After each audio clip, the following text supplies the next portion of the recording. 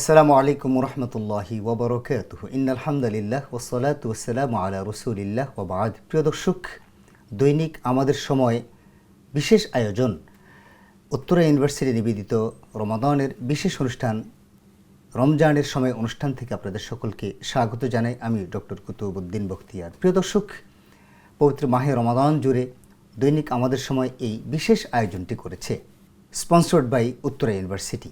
প্রিয় দর্শক, পুরো রমাদান জুড়ে বিশেষ বিশেষ বিষয় নিয়ে বাংলাদেশের রিনাউন্ড স্কলারদেরকে নিয়ে আমরা হাজির হয়ে যাব আপনাদের এই অনুষ্ঠানে। আশা করছি আপনাদেরকে অনুষ্ঠানে পাবো ইনশাআল্লাহ। আজকে আমাদের প্রথম বিষয়, প্রথম রমাদান। এই রমাদান যদি আমাদের জন্য শেষ রমাদান হয়, এই বিষয়ে আলোচনা করার জন্য আমরা স্টুডিওতে আমন্ত্রণ জানিয়েছি বিশিষ্ট আলেমে দ্বীন, বিশিষ্ট মিডিয়া ব্যক্তিত্ব, লেখক, গবেষক ও কলামিস্ট, আমাদের সকলের শ্রদ্ধা ভাজন ব্যক্তি ডক্টর মীর মনজুর মাহমুদ।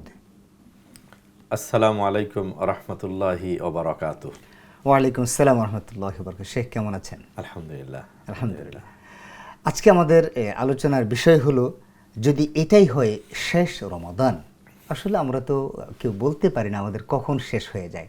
হয়তোবা রমাদান আমরা কিছুক্ষণ পরে আমরা ইফতার করব, হয়তোবা ইফতার আগেও আমরা মারা যেতে পারি। প্রথম প্রশ্ন আপনার কাছে, মাহে রমাদান আকাঙ্ক্ষার জিনিস কিনা? আলহামদুলিল্লাহ, সালাতু সালাম আলা রাসূলিল্লাহ। বাদ, শিরোনামের মধ্যে একটা আকাঙ্ক্ষা বা প্রত্যাশা আছে, আবার সতর্ক সাবধান হওয়ারও একটা নির্দেশনা আছে শিরোনামের মধ্যে। হ্যাঁ, মাহে রমজান অত্যন্ত আকাঙ্ক্ষার বিষয়, প্রত্যাশিত বিষয়, দোয়া করার বিষয়। রাসূলুল্লাহ সাল্লাল্লাহু আলাইহি সাল্লাম নিজে রমাদানকে পাবার জন্য, রমাদান মাসের সাক্ষাৎ পাবার জন্য দোয়া করেছেন। আমরা জানি 2 মাস আগ থেকে, আল্লাহুম্মা বারিক লানা ফি রাজব ওয়া শাবান ওয়া বাল্লিগনা রমাদান। যে আল্লাহ, তুমি আমাদেরকে রজব এবং শাবান, রমাদানের পূর্বের 2 মাস, এই 2 মাসের বারাকা দিন, কল্যাণ দিন, আর আমাদেরকে রমজান পর্যন্ত পৌঁছে দিন। সুবহানাল্লাহ। তিনি নিজে পৌঁছার যেমন প্রত্যাশা করেছেন, তেমনইভাবে তার সাথী পরিবার সদস্যদেরকে পৌঁছাবার জন্য এই একই চিন্তায় উদ্বুদ্ধ করেছেন। আর শুধু প্রত্যাশাগত দিক থেকে এটা তিনি করেননি, তিনি প্রিপারেশনও নিয়েছেন। কী জন্য? যে রমাদানকে কিভাবে এর প্রতিটা পল অনুপল, ক্ষণ অনুক্ষণকে অ্যাক্টিভ, প্রোডাক্টিভ কাজে লাগানো যায়, সেই জন্য তিনি প্রস্তুতিও নিয়েছেন। কেন নিয়েছেন? সেটা হলো রমজানের বহুমাত্রিক কল্যাণ ঘেরা, রহমত ঘেরা যে মর্যাদা, যে অবস্থান, সেটাকে সামনে রেখে। তো সেজন্যই আপনার প্রশ্নের উত্তরটা আমি এভাবে বলতে চাই যে রমজান প্রত্যাশার, রমজান প্রাপ্তি, রমজান আকাঙ্ক্ষার বিষয়। মাশাআল্লাহ, আপনি চমৎকার করে বলেন। আসলে রমজানে আমাদের কিন্তু একটা আকাঙ্ক্ষা থাকতে হবে, একটা আগ্রহ থাকতে হবে। আমরা আমাদের এইম ইন লাইফে, আমাদের লক্ষ্য উদ্দেশ্য মধ্যে আমরা দেখি যে আমি এটা হতে চাই, ওটা হতে চাই, এই আকাঙ্ক্ষা থাকতে হয়। তো রমাদানের মধ্যে কিন্তু আমাদের আকাঙ্ক্ষা থাকতে হবে যে রমাদানে আমরা আমাদের এই কাজগুলো করে আমরা আল্লাহর সান্নিধ্য অর্জন করতে চাই, তাকওয়া অর্জন করতে চাই, আমি আল্লাহর প্রিয় গোলাম হতে চাই, এই বিষয়গুলো থাকে। যদি আমাদের আকাঙ্ক্ষাই থাকে, তাহলে আমাদের করণীয় কী হবে যদি একটু বলতেন। জি, রমাদানে করণীয়কে আমি 3 ভাগে ভাগ করতে চাই। প্রথমত, আমরা রমাদানকে আমাদের চেতনা বা বিশ্বাসে জায়গায় নিয়েই প্রথম কথা আমাদের যেটা করতে হবে তা হলো আমাদেরকে বিগত জীবনের যে অপরাধ আছে, যে ত্রুটি বিচ্যুতি আছে, গোনা আছে, সেগুলো থেকে মাপ চাওয়ার জন্য আমাদের একটা প্রাণান্ত প্রচেষ্টা থাকবে, 1। 2 নম্বর হলো রমাদানে বেশি বেশি ভালো কাজ করার জন্য আমাদেরকে চেষ্টা করতে হবে।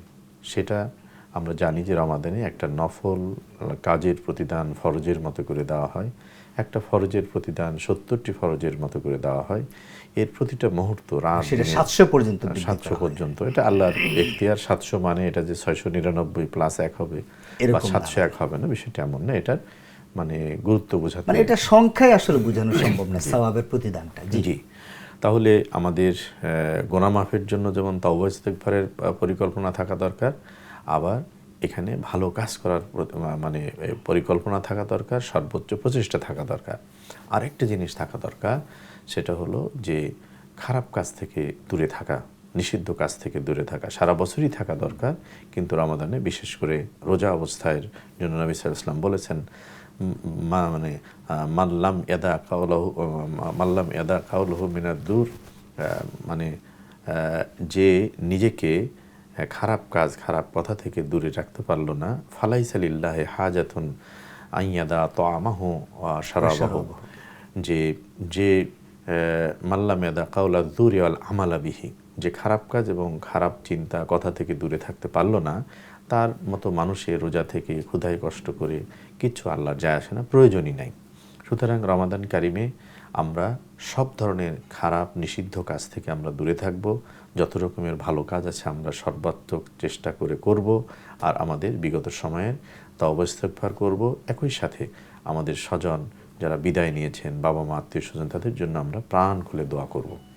এটা তো আছে। তো তাহলে আমরা এই যে রমাদান মাসে যে কোরআন নাজিলের মাসে আমরা কোরআন মাজিদ একটু শেখার জন্য আমরা প্ল্যান রাখবো কিনা? এক্স্যাক্টলি।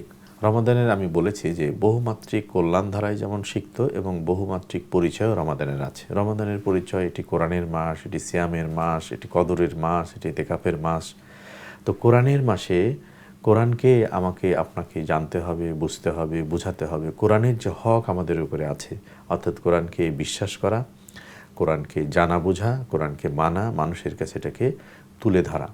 কারণ মনে রাখতে হবে যে একটা রাতের জন্য, যে কদর রাত, যেটা 1000 মাসের চেয়ে উত্তম বলা হয়েছে, একটা রাতের জন্যই হয়তো মাসের মর্যাদা, আর ওই রাতের মর্যাদা ছিল কোরআনের জন্য। সুতরাং এই কোরআনকে যদি আমরা জীবনে ধারণ করতে পারি, তাহলে শুধু একটি রাত নয়, প্রতিটা মুসলিমের গোটা জীবন কদরময় হয়ে উঠতে পারে। সুতরাং অবশ্যই কোরআনের মাসে কোরআনের চর্চা বাড়াতে হবে, কোরআনের অধ্যয়ন বাড়াতে হবে, কোরআনের অনুকরণের ব্যাপারে সর্বোচ্চ সচেষ্ট হতে হবে। জাযাকাল্লাহ আপনাকে। যদি এই রমাদান আমাদের জন্য শেষ হয়ে যায়, শেষ রমাদান হয়, তাহলে আমরা আর কি করব?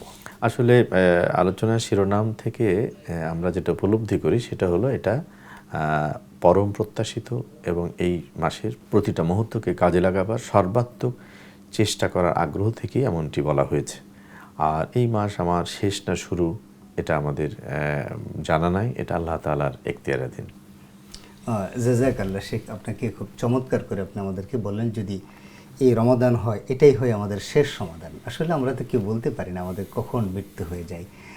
প্রিয় দর্শক, আমরা আসলে আমাদের যদি এটা আমাদের শেষ সমাধান হয় তাহলে আমরা কি করব? আমরা ধন্যবাদ দিতে চাই শেখ আপনাকে, আপনি চমৎকার করে আমাদের আজকে স্টুডিওতে এই বিষয়ে আলোচনা করলেন। আল্লাহ আপনাকে জাযায়ে খায়ের দান করুন। আমিন।